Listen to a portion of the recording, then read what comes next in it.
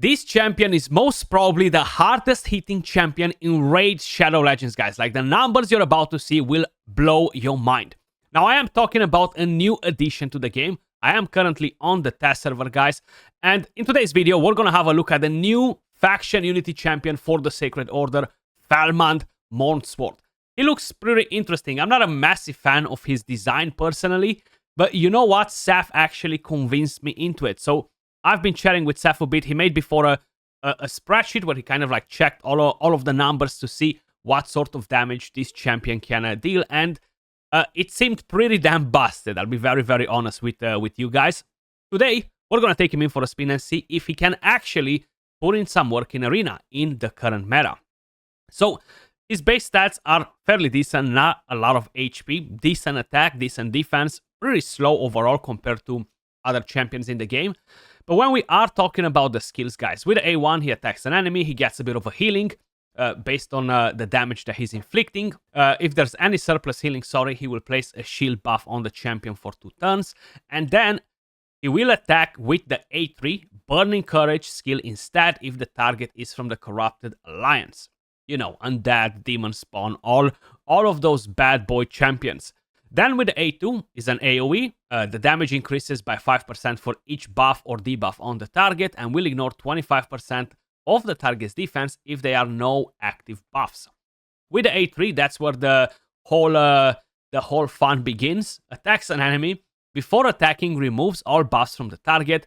Damage increases by 20 for each buff removed. Now, of course, you do need to bring in his faction allies. So if you have one faction ally, before attacking, he steals all the buffs from the target instead.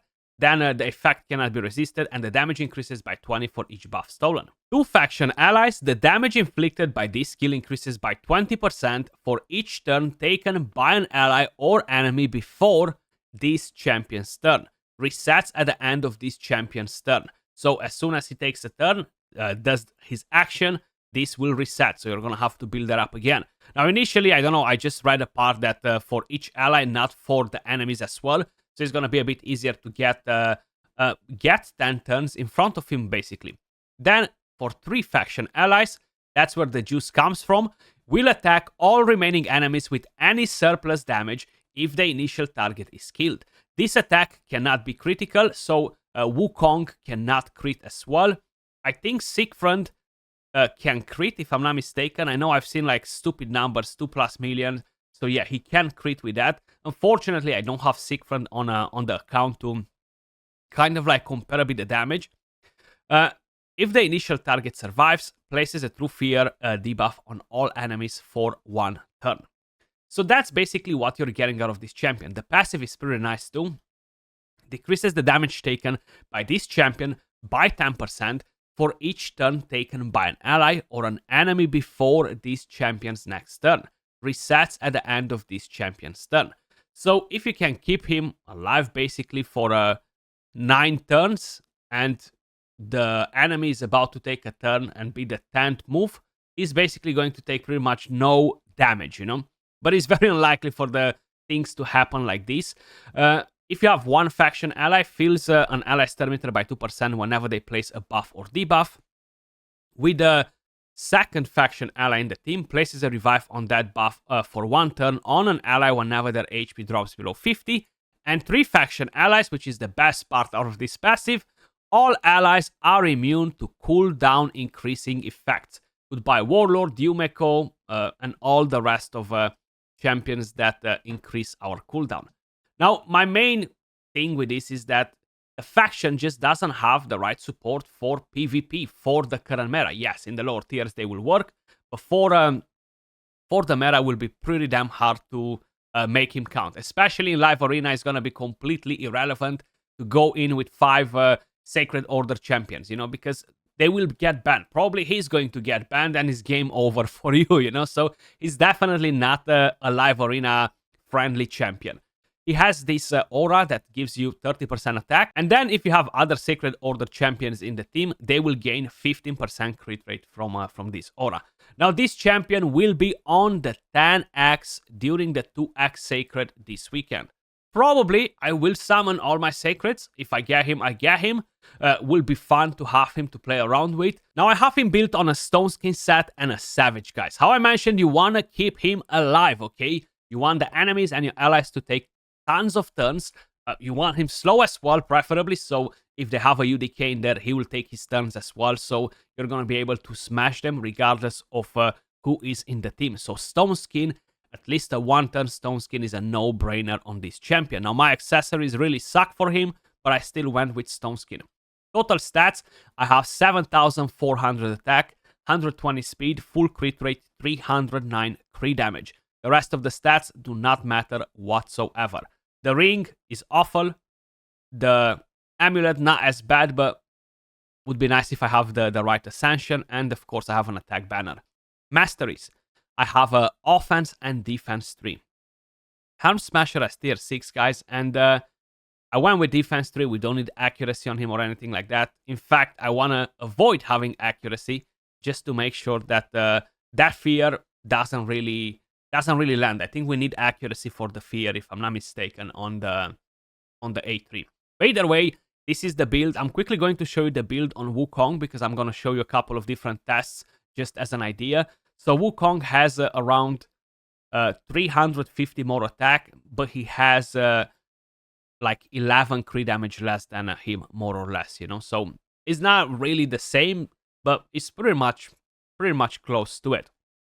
So Wukong has this A2, guys. Attacks an enemy, will ignore 50% of the target's defense, will attack all remaining enemies with any surplus damage if the target is killed.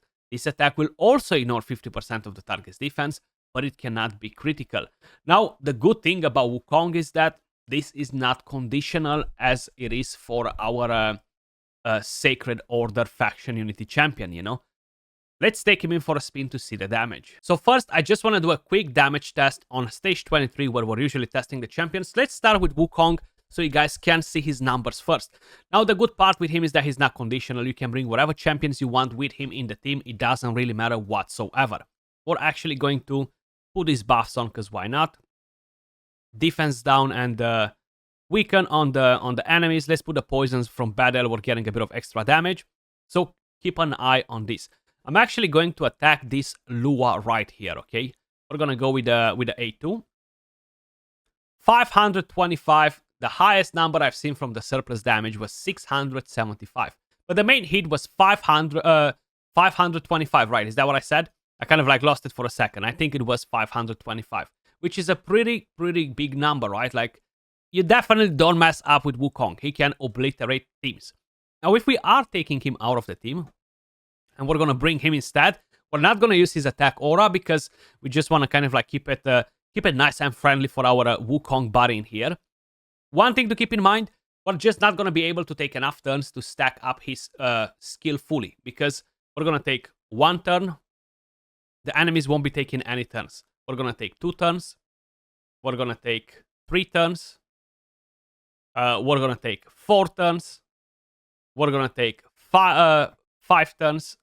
6 turns, 7 turns, 8 turns, and right now is our turn. So we have 80% extra damage because of all of the turns taken. So if I'm gonna go on the exact same enemy, she might be slightly lower than before on the HP.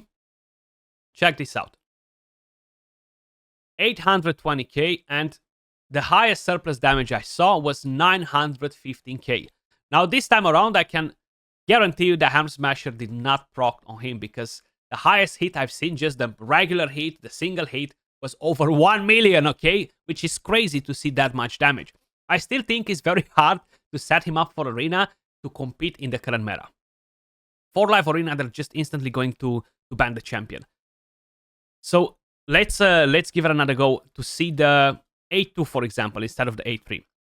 So let's put all these buffs. What I do like, let me just actually show you that before. So we put all this, right?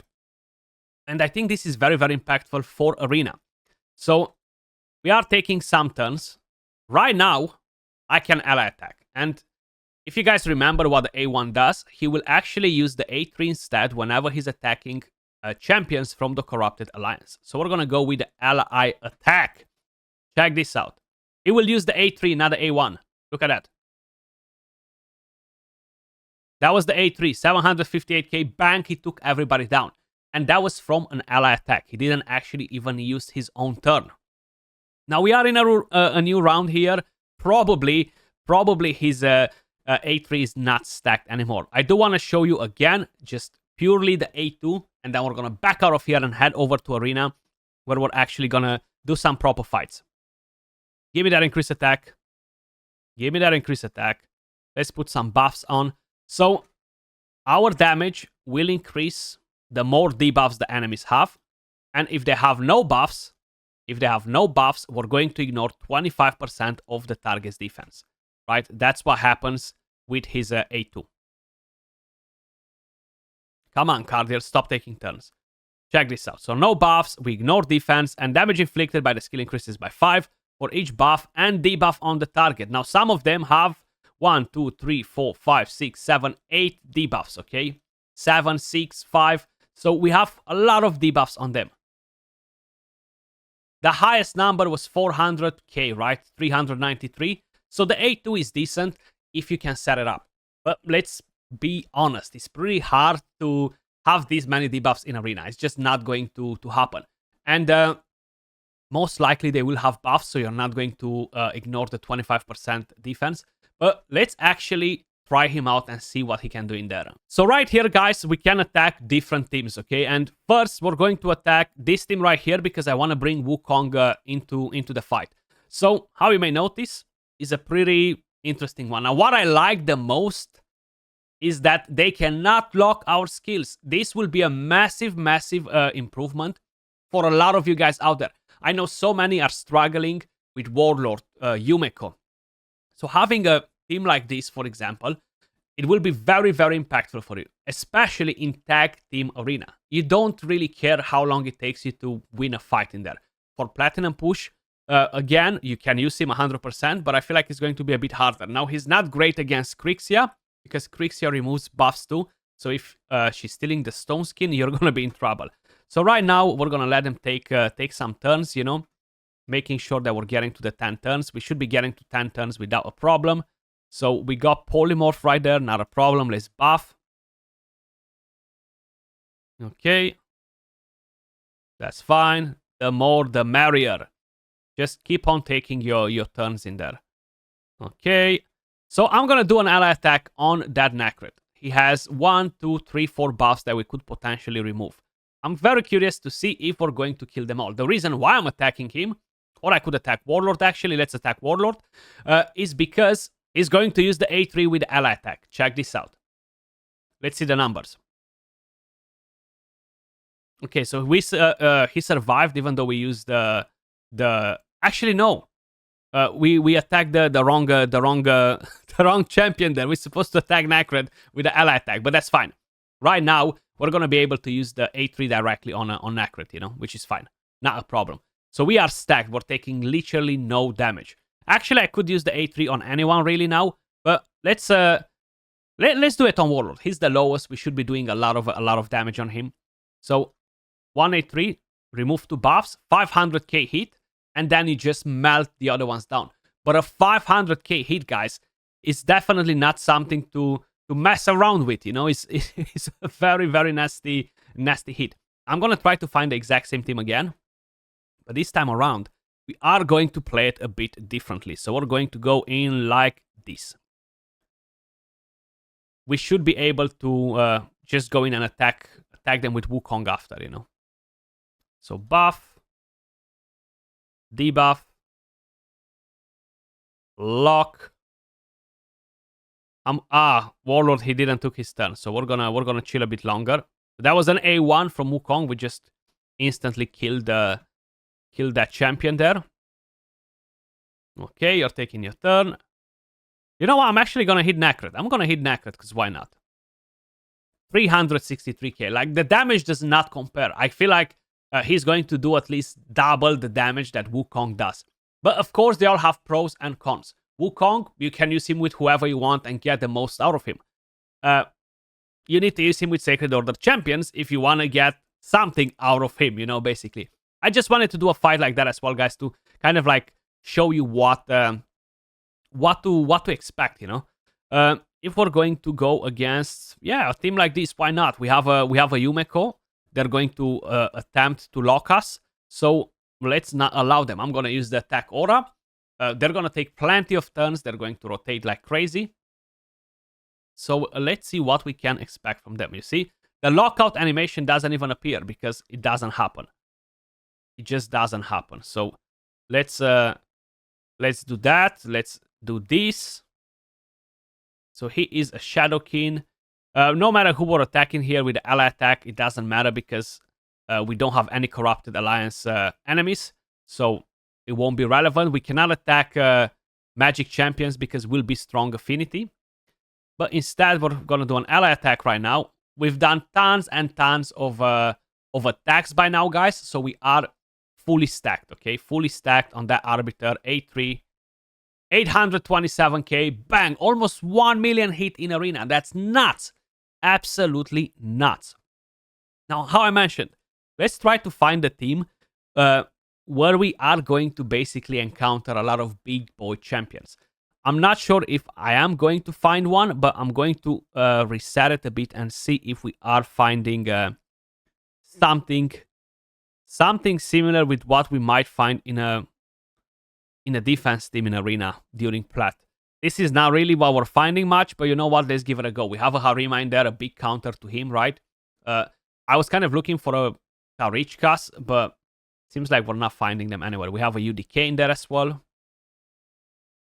Let's do that. Let's do that.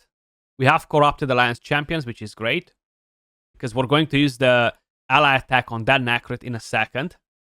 Once we're stacking up all of the numbers. Like right now I can go in with ally attack on Necrit.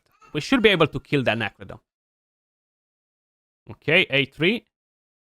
144k hit. Not enough damage, of course, to destroy the rest. Right now, I'm kind of like going to pray to steal that stone skin from UDK. And we haven't stole it, unfortunately. We landed a fear on Duchess. So seems like we don't need the accuracy for fear. For a second, I thought that we might do. We're still alive. We're still kicking in here, which is good. The more turns they're taking, the faster we're stacking our passive again, you know, which is going to be very, very helpful.